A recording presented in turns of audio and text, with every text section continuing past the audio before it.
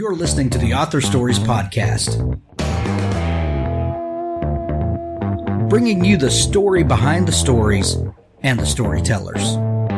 Margaret White, Terry Brooks, Sheena Kamal, Matthew Quick, J.T. Ellison, Walt D. Williams, Brad Thor, Corey, Dr. O, Brandon Sanderson, Robin Mom, Ernest Klein, Jim Butcher, Sherwin Harris. Visit hankgarner.com for archives of all the shows. Today's guest is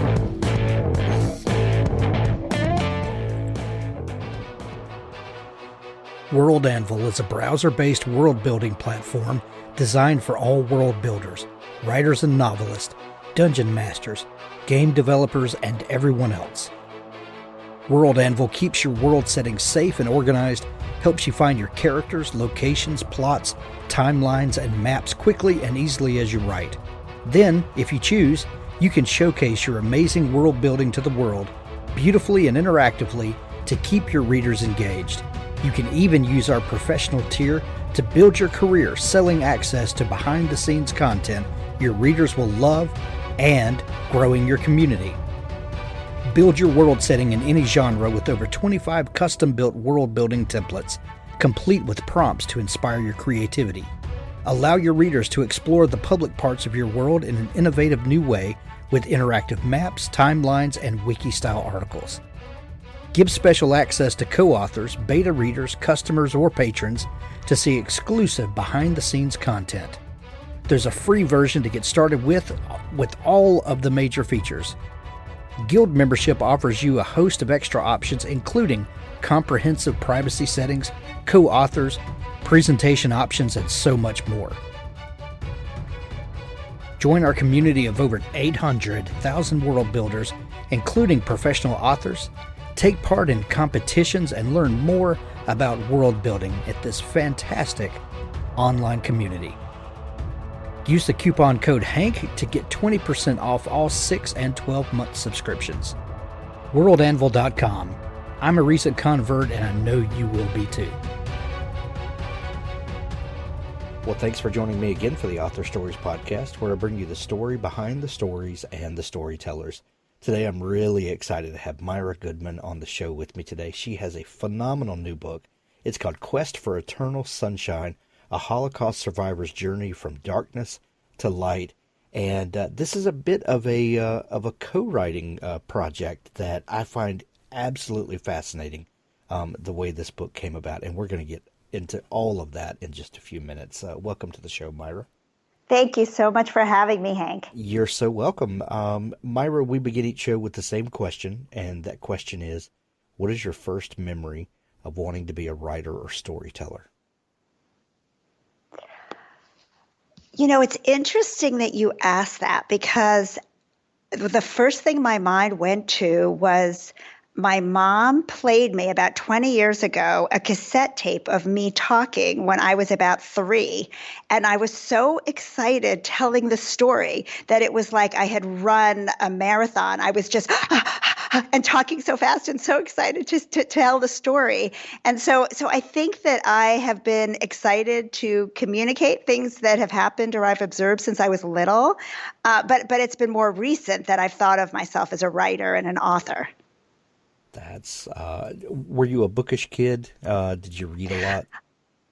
You know, I wasn't. Both my parents, well, you know, we have the subtitle of the book, A Holocaust Survivor's Journey from Darkness to Light. Both my parents were immigrants, and my dad only had a 6th grade education. He was raised in Poland, and English was his 4th language, and my mom was raised in Hungary, and English was like her 6th language. So I grew up with my parents speaking kind of a mix of languages, not, you know, like there's one day me and my little niece want to write out a list of words that my mom is still alive, she's 91, that aren't real English words that my mom still says that my sister and I grew up thinking were words, you know. So my parents never once helped me with my homework. They never once read me a bedtime story. Our house in the 60s, when most people didn't even have televisions, we had a TV in every room.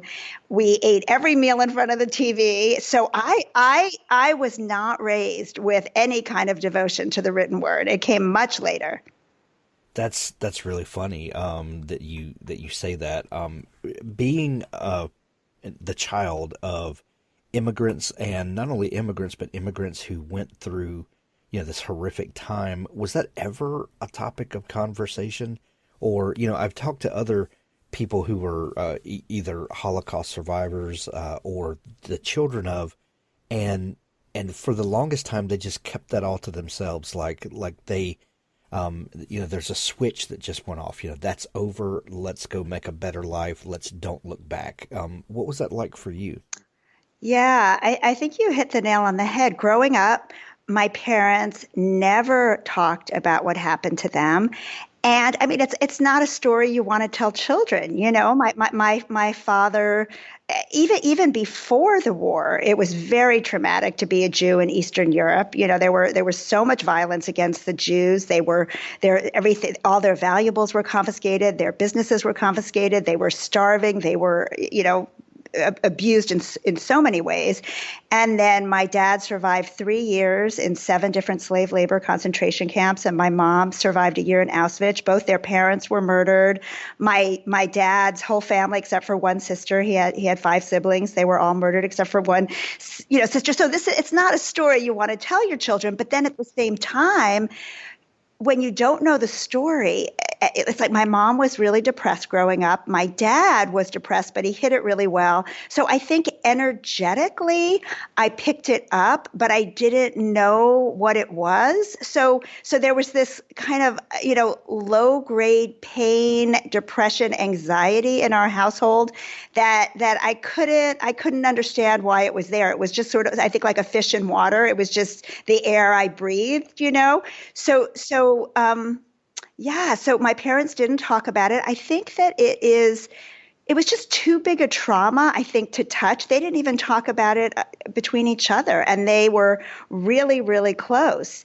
And so I think repression is also, avoidance and repression of painful things is also something I learned growing up from my parents. So what's interesting about my father's book is that after he died, I found this manuscript, and it explained how my father, after the war, he came to America in 1946. He was a brilliant inventor. He was dyslexic, so he failed school in Poland. His father used to beat him for his failures. They thought he was stupid or what was wrong with him, but he is actually one of the most brilliant people I've ever met. And his inventions transformed the jewelry business, eventually helped launch me and my husband on our business, and we can circle back to that. But my dad eventually took his inventive genius and put it on his own psyche and figured out how to heal himself. And he actually became the happiest and most peaceful person I've ever met. And he wrote about it, and I found his writings after he died. And so that's the origin story of this book, was me finding these writings, and then that he worked on for a decade. And writing was part of his healing process. And then figuring out how to take these writings and turn it into a book, which required 4 years of me doing very intensive research and writing. So that's a bit of the backstory. So I want to kind of peel this back layer by layer for just a minute. You were the child of immigrants, the child of Holocaust survivor immigrants. Your mother had a very different experience than your father did, apparently from the way you've described, with the depression and how that excuse me, how that manifests with her. At what point did you realize that there was a Holocaust and that your parents were a part of it?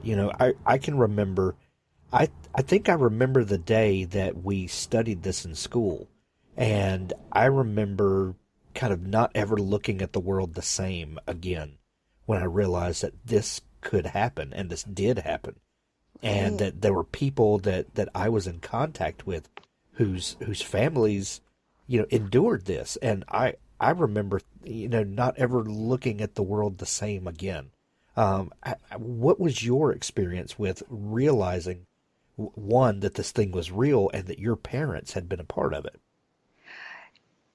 It's a great question, Hank. And honestly, I don't know the exact moment. Like, I remember studying slavery in school and it being so horrific and so awful, and studying what happened to the American Indians. And I don't remember learning about the Holocaust. I actually went to college when I was only 16, and I grew up in New York, and I grew up Jewish, but not at all religious. My parents, completely were more like New Age seekers. And when I got to Vermont, it was the first time I experienced anti-Semitism. And there were literally people from Vermont who thought I would have horns because I was a Jew.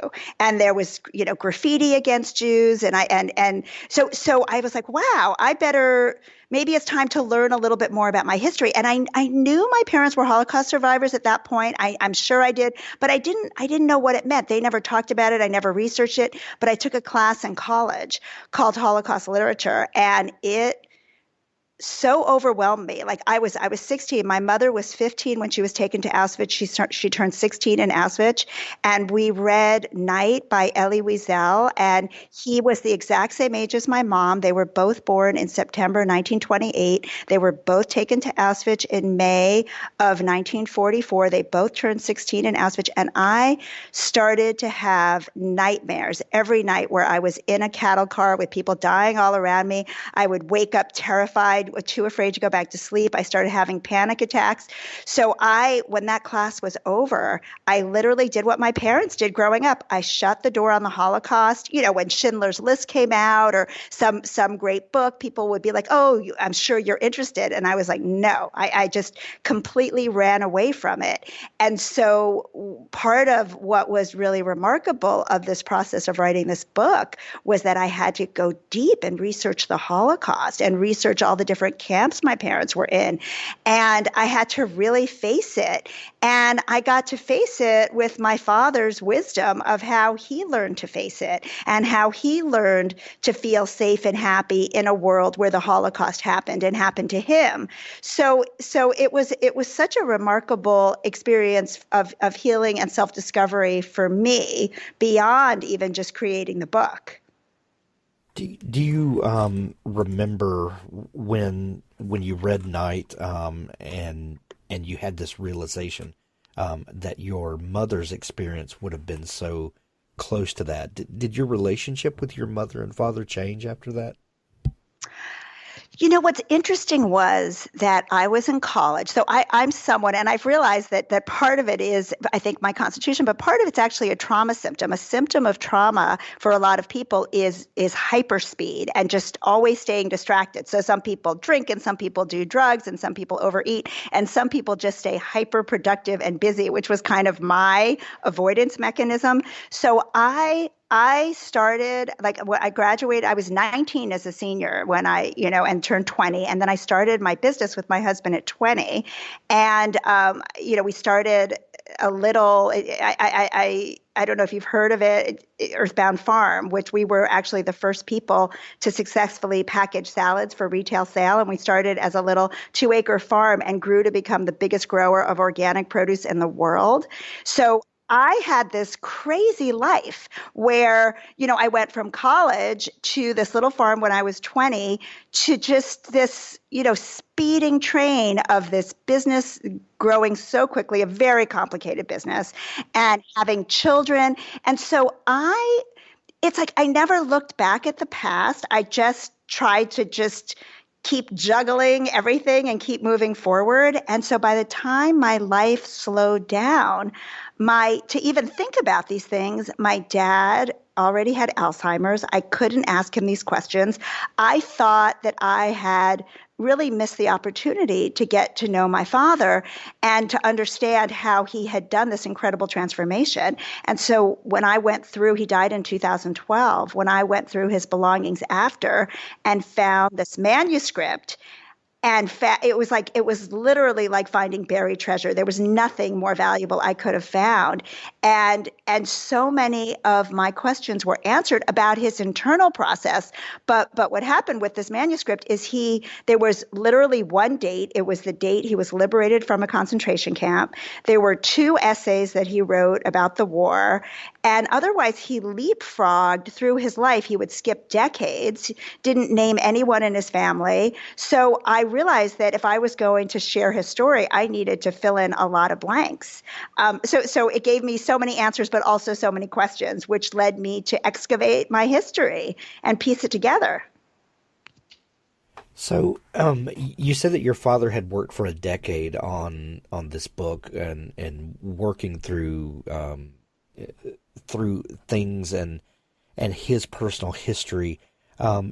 Did you know when he was working on it that that's what he was doing?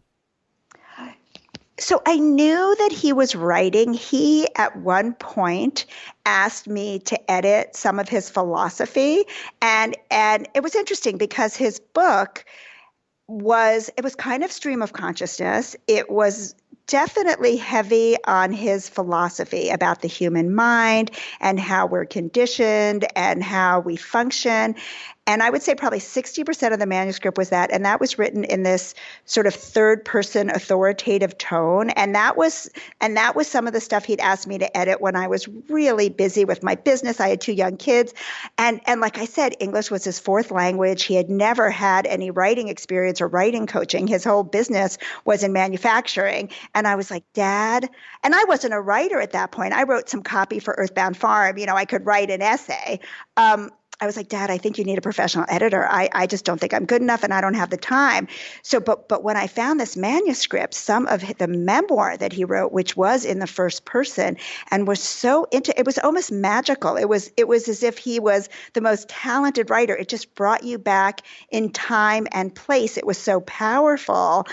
And it was those pieces of writing initially, before I really started understanding his philosophy and started playing with it and practicing it with it in my life and realizing how transformative it could be. It was those memoir essays it was like finding these gems and then deciding, okay, I need to string this into a necklace. I've got to find some other gems and some settings and some beads. How can I bring these essays into the world? And so what was interesting for me in this 4-year process of writing the book is I realized, because I had a lot of focus groups along the way, I had sort of 4 times where I thought it was done and I had people read it, and that people just started zoning out when I got to the philosophy, and that I had to change the whole tone of the book to write it first person in that intimate tone of his memoir and weave his stories into his philosophy. So I ended up writing the book in his voice, which was an incredibly intimate experience because I had to kind of almost try and inhabit his perspective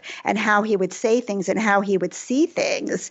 And then that was the tone that worked. It was like the tuning fork finally got the right tone and the book worked. So did you discover his writing after he was gone? Yeah, about 4. So he had Alzheimer's for 10 years before he died. And then I discovered it about 4 months after he died. I didn't really, so what happened actually is, so it was, I think it was 213 pages, this manuscript, and I copied it for everyone in the family, for my kids, for my mom, for my sister, for his one sister that survived that was still alive. And the only person who read it, who could get through it, was his sister, my aunt. Everyone else, it was really hard to read. It was really hard to get through. So I thought, okay, I can't let all of these gems just sort of disappear from the family memory. I'm going to edit this down to something manageable that the kids will read. And my goal was to edit it from 213 pages to 50 pages.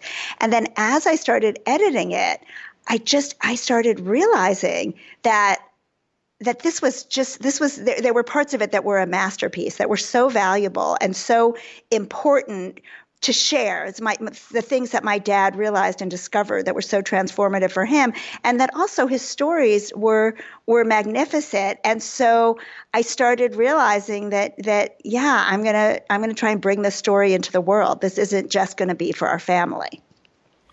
So, as you discover these writings and you want to preserve this as a family heirloom, so to speak, and you're trying to figure out how to get this to a point where you can disseminate it to the family, when did you start realizing that this was something that a greater audience needed to hear?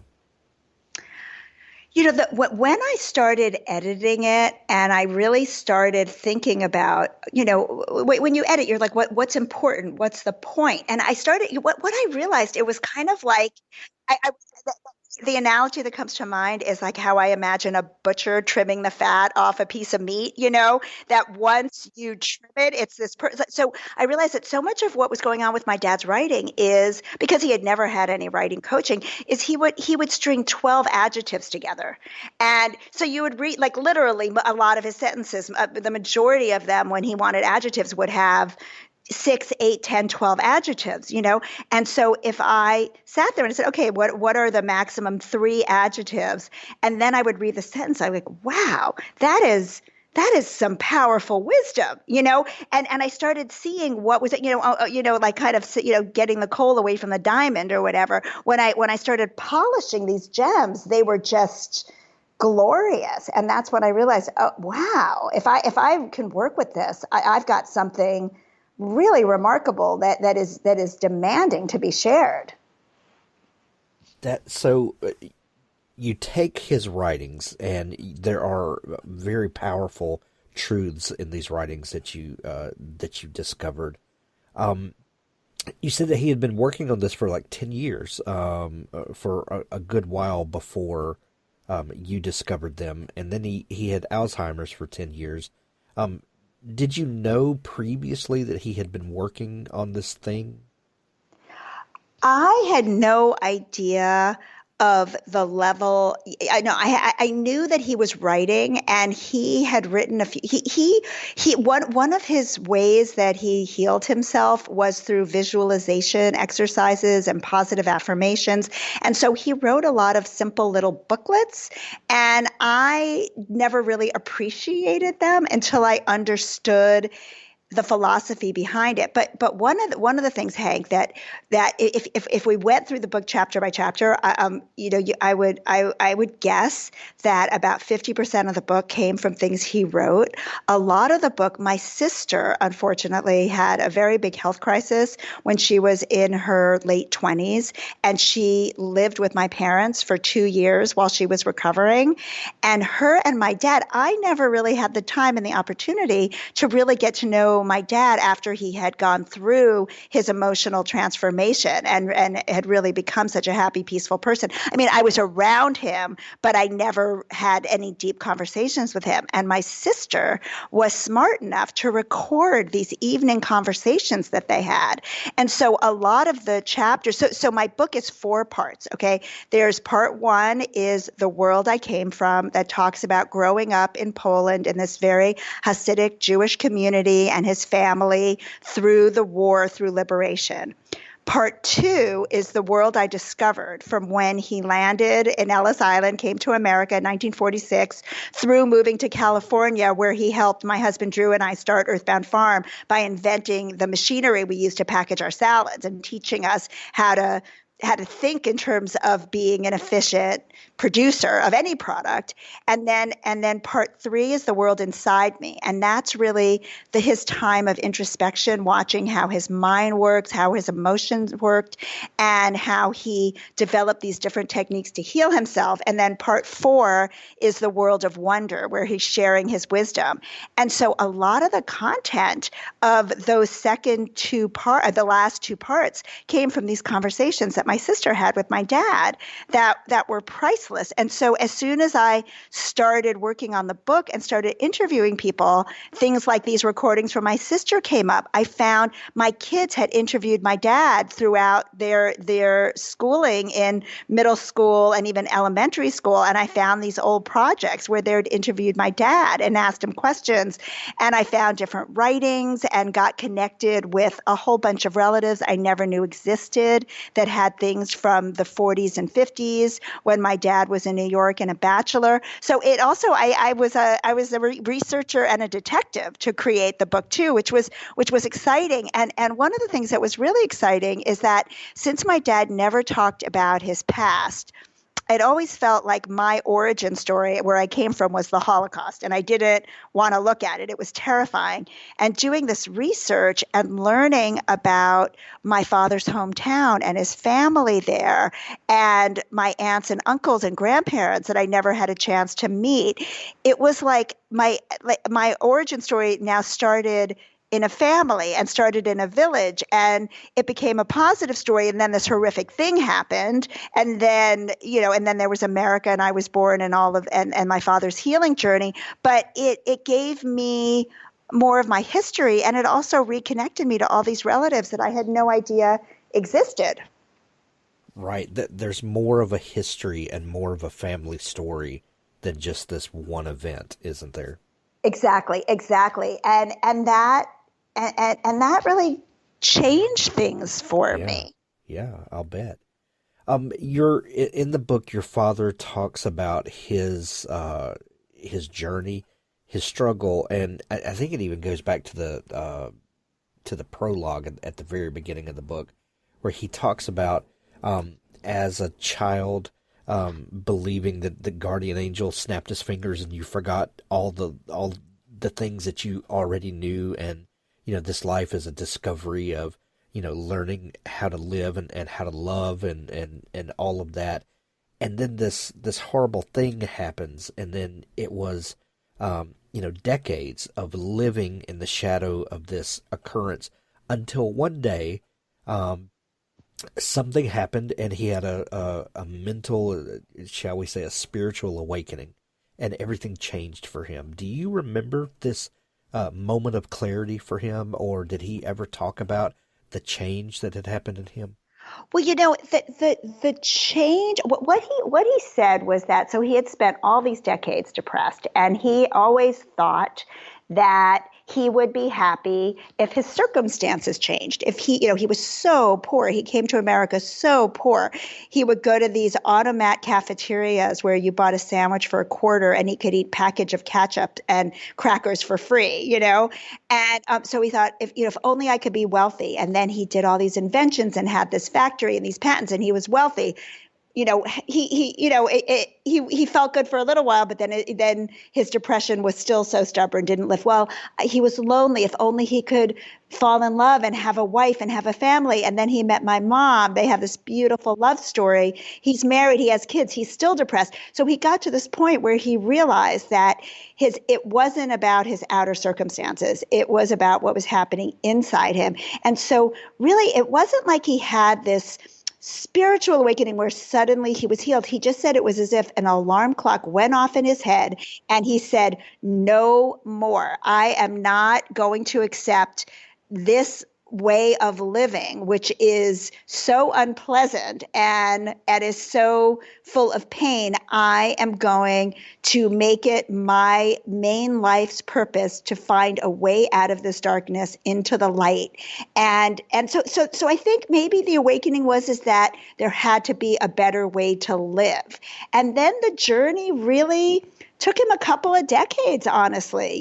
He did a lot of therapy. He was part of, there's many chapters in the book about the spiritual community he joined when I was a little girl in 1970, which, it ended up being a very difficult community to leave. I think, it was a cross between a spiritual community and had some culty aspects to it, I think, when you tried to leave it, but there were aspects of it that helped him in his journey. And then after that, he really put his inventor observer mind on his own psyche and figured out ways to heal himself. And he went from such darkness to such joy and such peace that he just felt so motivated to share with other people that this is a beautiful, magical world, and that we can all experience a joyful way of being if we learn how our minds work and how to have them work in a way. He was a pragmatist, how to work in a way that will support our well-being and our happiness, not reinforce our patterns of pain and suffering. Myra, this is such a powerful story, and this is different than any other Holocaust memoir that I've read or historical fiction about that time. And they're all important. We definitely need these books, and we need to remember what happened, and we need to exact change where we can so that we never experience anything like that again. Absolutely. But this is such a personal story, and it doesn't end at that time period, which I love. I love seeing that there was a life before, there was a life after, and that's how we need to look at this. This is a blip on the radar. Did you get to experience this with your father? He went through this transformation. He had these ideas about the way the world should be experienced. And did you get to share in that with your father before he passed, or is this all things that you discovered after the fact? Well, my dad was so joyful and playful, and part of his healing journey was really, there's a whole chapter called Embracing My Inner Child, and he realized that it was this little child in him that had a hard life, but had the essence of play and joy, and that viewed life as an adventure. And so he was silly and fun. And when I had kids, him and my mom would babysit almost every day for 2 hours. So they would come and I'd run off to do whatever I needed to do. But he just played with my kids with so much abandon. So I really got to enjoy that. And I think one of the biggest gifts I got from this book was, my dad talks about his journey as one of letting go of suffering, and that that even though he had been victimized, he did not need to live his life as a victim, and that he didn't want to let the Holocaust define him, and he wanted to leave the darkness behind and go towards the light. And I think that for me, as the daughter of two Holocaust survivors, I think there was something in me that believed that I had to keep the suffering of my ancestors alive as a way of being a good person, as a way of honoring them.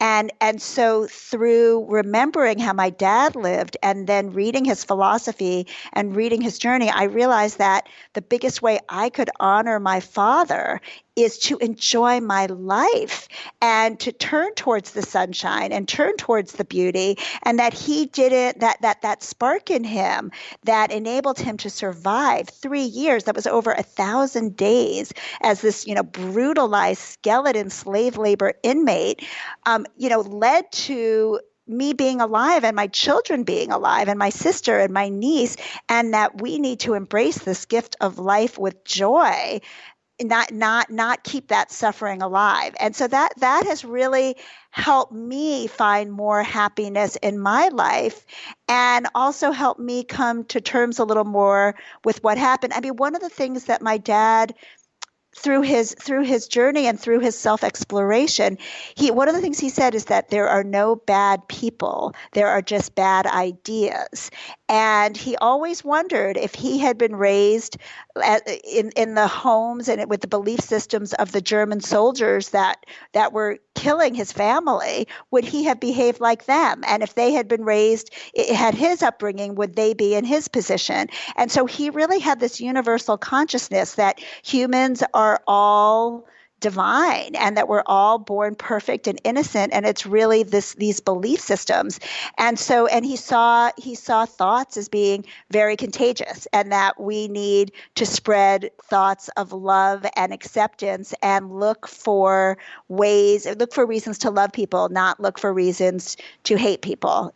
So he had some really beautiful messages that I think are really important right now at this time in history.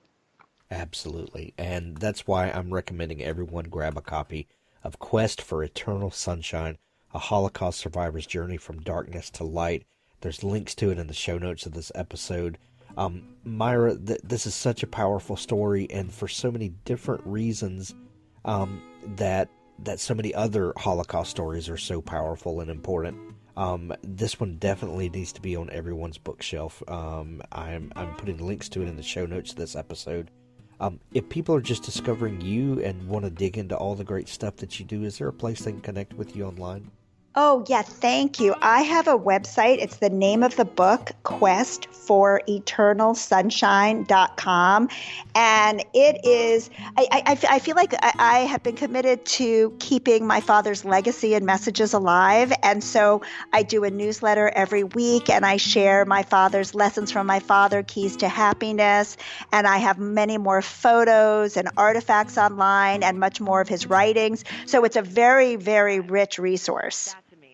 There will be links to that website as well in the show notes of this episode.